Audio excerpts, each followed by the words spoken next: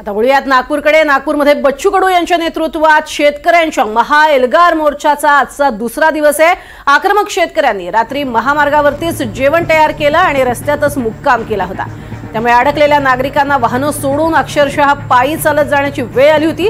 आता आज दुपारी 12 वाजेपर्यंत मागण्या मान्य झाल्या नाहीत तर रेल्वे रोको आंदोलन करण्याचा इशारा बच्चू कडूंनी दिलाय। या आंदोलनामुळे वाहतूक कोंडी होतीये हे माहिती असूनही पोलिसांच्या नियोजनाचे 3-13 वाजलेले दिसतायत। हिंगणा मार्गे शहरामध्ये येणाऱ्या वाहनांची पोलिसांकडून कसून चौकशी होतीये। तर रामगिरी शासकीय निवासस्थानी चोख पोलीस बंदोबस्त ठेवण्यात आलाय।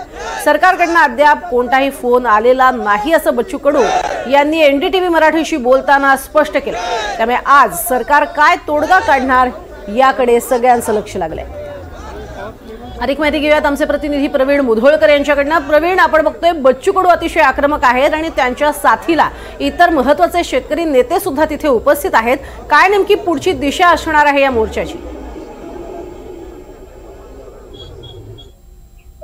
नागपुरात दुसरा दिवस आहे आणि हे आंदोलन जे सुरू झालं याचा तिसरा दिवस आहे आणि आता बच्चू कडू यांनी सांगितलंय की रेल्वे रोको आंदोलन 12 वाजेपर्यंत जर काही निरोप आला नाही तर रेल्वे रोको आंदोलन केलं जाईल।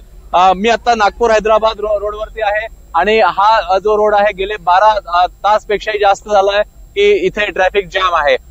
वर्धेपर्यंत ट्रॅफिक जाम झालाय आणि इकडे नागपूर शहरातून बाहेर कोणी जाऊ शकत नाहीये।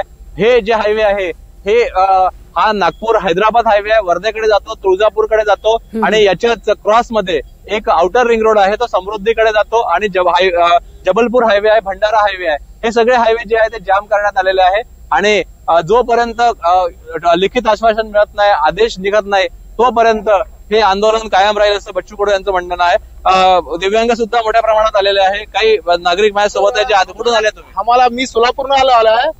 मला सांगायचं देवेंद्र फडणवीस साहेबाला सांगायचं आहे त्यांनी काय म्हटलं होता अगोदर इलेक्शनच्या अगोदर काय म्हटलं होता, जर आमचं सत्ता बसलं तर बघा आम्ही तुम्हाला शेतकऱ्यांना कोरा कोरा कोरा म्हटले होते। मग तुम्ही तुमच्या हातातून नाही झालं ना, तुम्ही राजीनामा द्यावं आणि बच्चू साहेबांनी 24 घंट्यासाठी त्याला मुख्यमंत्री बरा महाराष्ट्राचे। आमचं एकच मागणी आहे, जोपर्यंत मी माधव रामा टेकवार राहणार तमलूर तालुका देगलूर जिल्हा नांदेड येथून आलेला आहे। मी एक दिव्यांग आहे। आमच्या मागण्या अशा आहेत की दिव्यांगांना 6,000 रुपये झाले पाहिजेत। ग्रामपंचायत याच्यामध्ये अपंगांना 50% सवलत झाली पाहिजे।